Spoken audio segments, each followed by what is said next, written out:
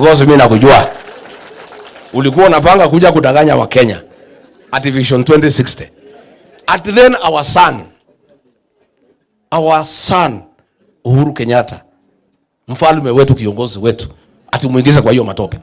Ati aongoze uongo. Hiyo si ni uongo? We don't want our son President Uhuru Kenyatta aingizwe in that mix. Tell Kenyans why you have made Kenya worse than Haiti, a nation of goons. Why have you made the National Police Service to be synonymous with goonism? 5 months, milk farmers have not been paid. Wale wanauza maziwa Nyahururu, bado. Meru wapi? Because they want these people to be beggars.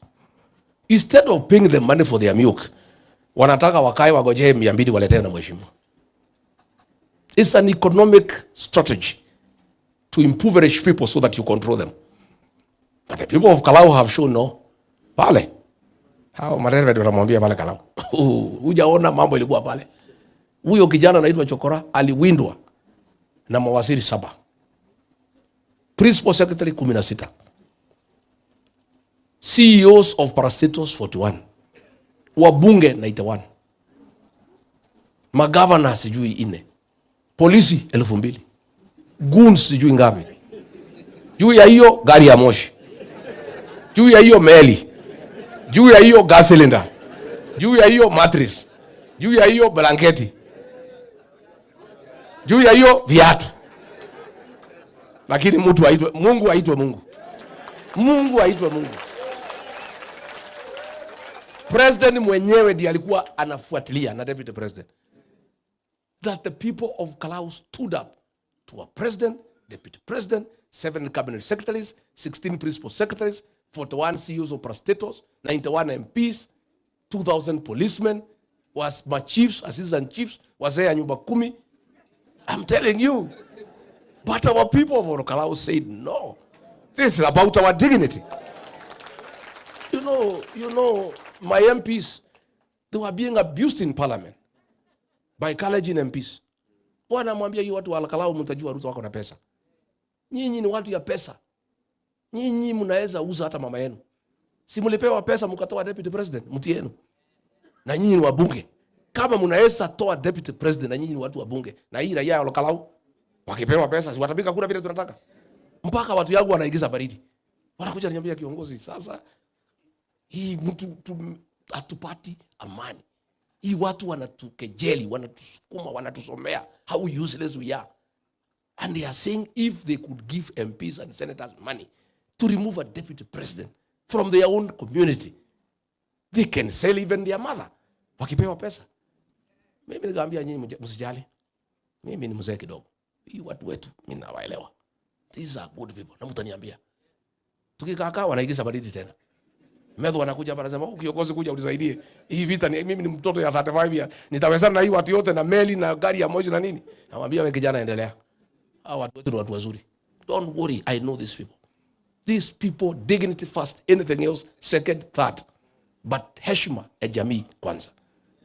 Kura ile iliyopigwa. Pale kihesabiwa kama.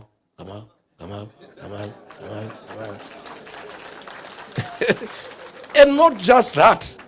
The people also stopped the police and goons from stealing the election. Women were even more ferocious. Akina mama waliingia kwa nyumba, mtu anatoka na panga. Mwingine anachukua shoka. Wa mama pale Kalau. Nasema hakuna mtu ataiba uchaguzi. They stopped the police armed with the AK-47 assault rifles. M16 automatic weapons. Tear gas, nini, the whole system ya serikali, it was stopped by women and young men. Our dignity. And therefore those who are complaining we are not celebrating the win of Kalau. We are celebrating the restoration of our dignity. We are celebrating the power of God. That Mungu amesimama na watu wake. Na amesema hata kubali waibishwe. We have been humiliated enough as a community. We have been persecuted enough as a community. We have been called names by a government that we elected into office. Wale ambaye tumechagua wanatukana sisi. Huyu Duale anatukana sisi. Aliletea Ruto kula 7,000 ambaye hiyo ni kura ya MCA hapa kwetu. Si ndio? Si ya MCA? Alimletea 7,000 and he's abusing us and calling us highness. Tumesema tumekubali. Hii ofisi wako. Wataamuka mapema. Watakula wewe, wakutafune na wakumeze. Please, let's restore our dignity. Nasema KCC, farmers have been paid for 5 months. And here they want to buy it. We are saying no. KCC ilikufa wakati ya Moi. When Kibaki came to power, he revived new KCC under Eliud Matuamai na ikasimama.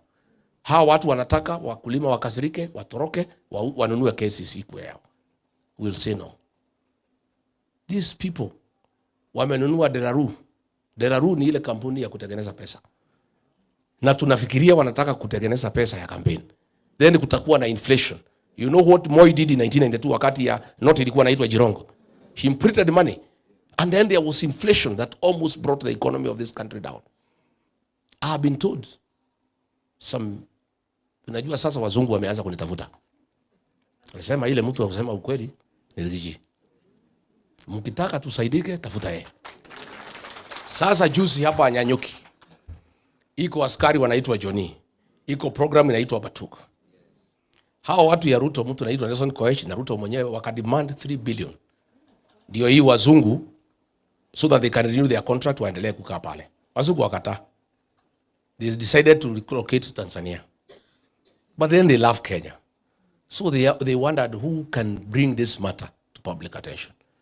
Wakaambiwa kwa hii Kenya, ile mtu anaaminiwa na watu. Akisema kitu, watu wanajua ni ukweli. Wakiambiwa hii mtu anaitwa Rigiji.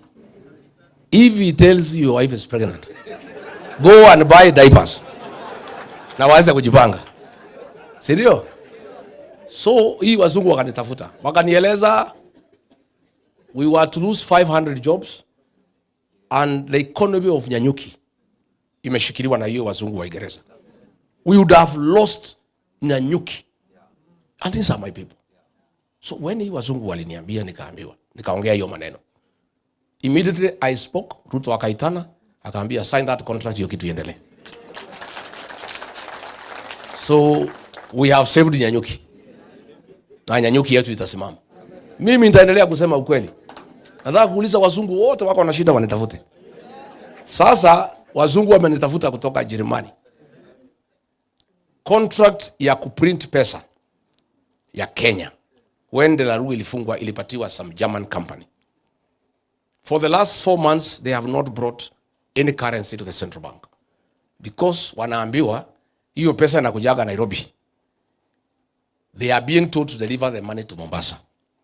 Because iko pesa imekuwa printed over and above what the central bank has asked. Na hiyo pesa ni ya uchaguzi. Those Germans have refused. They have refused. Wanasukumwa sana na deputy governor wa central bank anaitwa Susan Koech that they should bring the money to the port of Mombasa so that some of the money can be taken aside. And the Germans have said no. Najua hii wazungu macha walituhangaisha hapa pia ni watu wangwana. They are very credible people. So we are asking William Ruto, please stop forcing the Germans to offload currency in Mombasa. Let the currency come to Nairobi and it be documented that inaenda vile imeagizwa na Central Bank. We don't want you to divert money for your campaign because that will cause inflation in the country. I think ameona hii Deraru because imefunguliwa juzi, it might take time. Na vile amenyolewa pale Kalau, he needs more money. Pale Kalau imetumia karibu 16 billion. Projects 14.5 billion, cash 1.5. Sasa tumehesabu pale kura moja ili amepata moja ni milioni 3 kura moja. Sasa kwa hii kura ya Kenya, if he spends 1.5 billion in every constituency out of 290, we are talking almost 400 billion. He'll have to print money because that money is not available. So we want to tell the Germans, please stay firm. Don't divert our currency to Mombasa. Take the currency to the central bank in Nairobi the way it's supposed to be done. Na hiyo maneno tutaendelea kuzungumza. Si ndio? Finally, you know, people are not foolish. You can cheat some people sometime. But you cannot cheat all the people all the time. Huyu my former boss alidanganya sisi yote, akaleta kitu inaitwa hustler versus dynasty, ya kupiganisha watu maskini na matajiri. Sisi kwa sababu wale wengi ni maskini tukaunga yeye mkono. He convinced watu ya Kenya ati shida yao ni matajiri. Shida ya Kenya si matajiri. Our rich people are very important people for our economic development. But he convinced us that the problem of those who are down is those who are up. So he brought a narrative called hustler versus dynasty. It has collapsed. Akareta ati hustler fund. Ati unapewa 500 uanzishe biashara. Which business can you start with 500? It has collapsed. Mekwama. Akatoka hapo. Alisema bottom up economic transformation. Ati mtu atoke chini aende juu. Ati mtu ya bodaboda ati atoke kwa bodaboda ati anunue Sienta. Ati atoke kwa Sienta anunue Nissan ya box. Ati atoke hapo anunue bus. Hii vijana ya bodaboda instead yao kupandishwa wakanunue Sienta, bei ya spares iliongezwa na bodaboda yenyewe ikaongezwa. Wakakwama. Si ndio? Haya, akaleta ingine ati pesa mfukoni. Ati watu wataweka pesa kwa mfuko. Kuliko waweke pesa kwa mfuko, ile kidogo ilikuwa kwa mfuko akafanya nini? Akatoa. All the things he promised ikakwama. Sasa juzi akaleta ingine uongo. Ati Singapore. Ati nataka Kenya ikuwe kama Singapore. You know, wafikiria Wakenya ni wajinga. Wakenya akamwambia wewe, tumekujua. We don't want Singapore. Wewe tengeneza hapa Kenya kwanza. Hiyo ya Singapore ikakwama. Sasa leo he has come up with another con game deception. Very big one tonight. Ameita ma-TV saa moja. Saa moja leo. Amepanga wa Kenya the way he'll con them and deceive them. Sasa leo saa moja. Nimwambie nisimwambie? Ati ameita State of the Nation address. Do you know what he is coming to do? Ati to launch Kenya Vision 2060. This guy, these Kenyans are fools. Ati is coming to launch Vision 2060. Ati apangie wa Kenya vile watakaa from now to 20. Ile 2030 aliua. Si ilikuwa 2030 ya Mwai Kibaki? Ameua hajaua. Sasa wewe umeua Vision 2030. Tonight you are calling Kenyans to deceive them that you are launching Vision 2060. The sad part, which has made me very uncomfortable, at he wants to appoint retired President Uhuru Kenyatta at to be the team leader. Sisi namwambia my elder brother President Uhuru Kenyatta, please usikubali kuingizwa kwa hiyo matope. Wakenya watakuchukia na watakudharau. Si ni uongo? Ati 2060. Ile kazi tumekupatia umefanya. Unatuambia mambo ya 2060 ya nini? Na kuna kazi tulikubaliana ufanye. 4 years down the line you have done nothing. On 10th nitatoa taarifa Ruto at 4 years. So wewe William Ruto tonight, unless now because nimekutangaza ubadilishe. Because mimi nakujua. Ulikuwa unapanga kuja kudanganya wa Kenya at Vision 2060. At then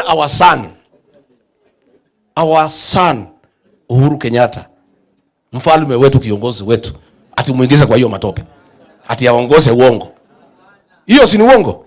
We don't want our son President Uhuru Kenyatta aingizwe in that mix. We want President Uhuru Kenyatta apatiwe nafasi to retire in dignity. Alitufanyia kazi miaka 10, apewe nafasi apumzike. Kama Uhuru kuna kazi anataka kutoa maoni, angoje next year tukichukua serikali akuje atushauri. Lakini asikubali. President Uhuru Kenyatta must not agree to be drawn into that deception. Na akikubali ataaibika. Hata ile siku Ruto alienda Ishaweri, si Uhuru aliaibika. Watu walipika kelele sana. We don't want, wewe Ruto, don't drag our son into that nonsense. Wewe weka Kipchumba Murkomen akuwe team leader wa hiyo kitu.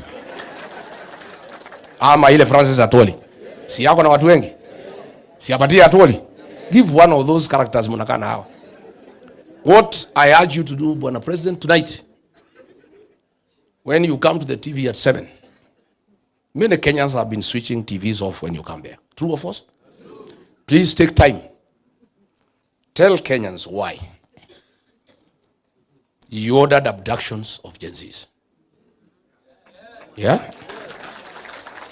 When you come on TV tonight, Tell Kenyans why you ordered extrajudicial killings.